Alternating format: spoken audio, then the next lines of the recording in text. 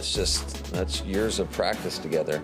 And those guys were clicking yesterday, and we needed it because they made some huge plays down the stretch. Obviously, it was apparent on those 2 touchdown catches. That's Matt LaFleur, coach of the Packers, talking about the performance of quarterback Aaron Rodgers and receiver Davante Adams. Adams had 160 receiving yards in the game. Some big catches, some key catches. And Rodgers and Adams are at a point where they just know. They don't need to speak it. They know where each other will be. They know where the ball will be. Rodgers knows where Adams will be. Peter, it's an amazing thing to see. And you spoke to LaFleur after the game. You were actually in Green Bay for the game. Davante Adams had a big catch late, a key catch late that helped cement that victory. What went down on that play? Mike, it was a 3rd and 8 play, basically 2 minutes to go. And the Green Bay Packers knew that if they didn't convert on this 3rd down, that they were obviously going to be giving the ball back to Russell Wilson in very good field position, maybe, let's say, at his 30 or 35 with 2 timeouts left. And what made this great is that Aaron Rodgers audibled to this play. He stunned Matt LaFleur. LaFleur thought he knew exactly what they were going to do. In other words, basically, where he did the double move coming out of that break, he thought that they were just going to make the throw to get the 1st down and to move the chains. But Rodgers saw something in a young defensive back on the Seahawks that he thought he could beat. And it's great because if you watch this play, this happened right in front of Matt LaFleur. And he said, well, I guess Aaron changed the call. And the reason that LaFleur could laugh about it, remember all the controversy preseason about the fact, oh my God, LaFleur doesn't want Rodgers to audible. Rodgers is concerned about not being able to audible. All this stuff, Mike Silver wrote about it. And the great thing about this play, and I can tell you that Matt LaFleur was laughing about it after the game, like, well, Aaron saw something. And I asked him about it. He said, I want Aaron to control the field. I want him to be able to make decisions like that. And Mike, a guy who can throw the ball as perfectly as Aaron Rodgers would do, I would want to take advantage of that institutional knowledge. It's funny. There was a similar moment in Week 15 against the Chicago Bears where I had a similar conversation with Matt LaFleur after the game. Similar moment facing a 4th down. They were just going to try to move the sticks and get the 1st down. And Aaron saw something, as LaFleur said, and decided to call the audible touchdown pass to Davante Adams. And LaFleur said at the time, look, Aaron can do whatever he wants. And that's the smart play. That's the mark of a good coach. He comes in there with an offense that is very structured, very regimented, has very limited discretion for the quarterback. And that was part of the back and forth that really came to life in the Mike Silver column. And anybody who says that issue was overblown wasn't paying attention. It wasn't overblown. It was an issue. There was a conflict between the Matt LaFleur offense and the way Aaron Rodgers wanted to play quarterback. And Rodgers helped get it public, helped start the discussion, and the end result is Aaron Rodgers can do what he wants. And the Packers are 14-3, playing for a berth in the Super Bowl. So they did the right thing in giving him the ability to change the play whenever he wants. We saw it in the regular season, and Peter, you saw it on and heard about it from LaFleur on Sunday.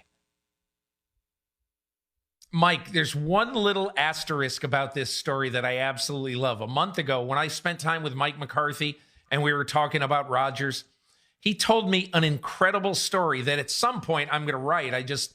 It's going to take a while to develop it. But in 2014, Aaron Rodgers threw a touchdown pass against the Detroit Lions in which he audibled twice at the line of scrimmage. Not once, twice. And the second one was with about 8 seconds to go on the play clock. And to do that on the road so that all 10 guys hear it and understand it, and then to throw a touchdown, that is the genius of Aaron Rodgers. Yeah, and, Mike McCarthy got hired by the Dallas Cowboys. And, look, Peter, I can understand why the Cowboys did it. I think that Jerry Jones, the owner of the Cowboys, could very easily look at his teams over the past 10 years, McCarthy's teams over the past 10 years, and come to the conclusion that McCarthy did more with lesser talent overall. But man, the first year after Mike McCarthy, to see this team at 14-3, I tell you what, and I know there's plenty of factors that go into it, but if I'm a Cowboys fan, I'm a little nervous. I'm a little nervous about what the Packers have done the first year post McCarthy. There's plenty of factors. There's plenty of factors, and two of them are named Smith.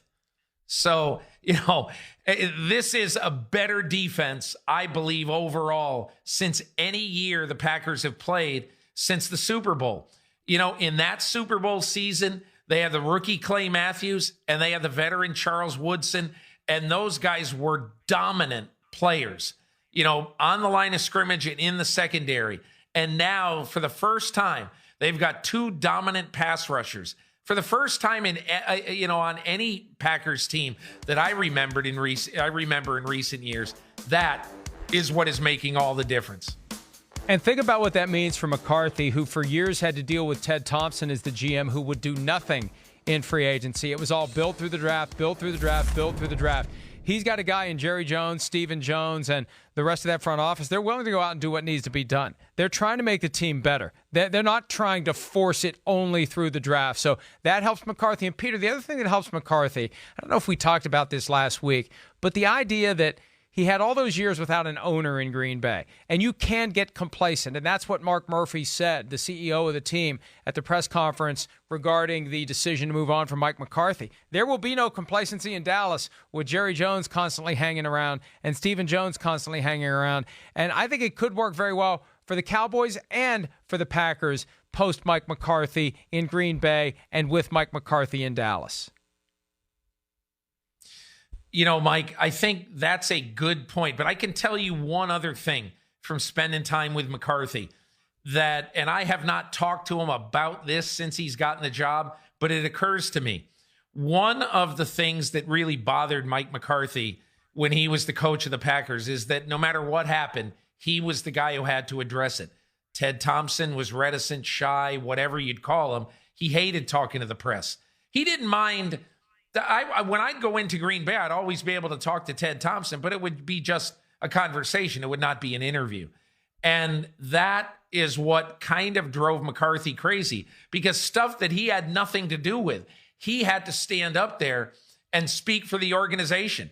And when we were talking about this, we were talking about all these different jobs. I said, well, if for some reason you go to Dallas, you absolutely won't have to worry about that. You'll probably be wanting to talk more for the organization rather than however much you do talk.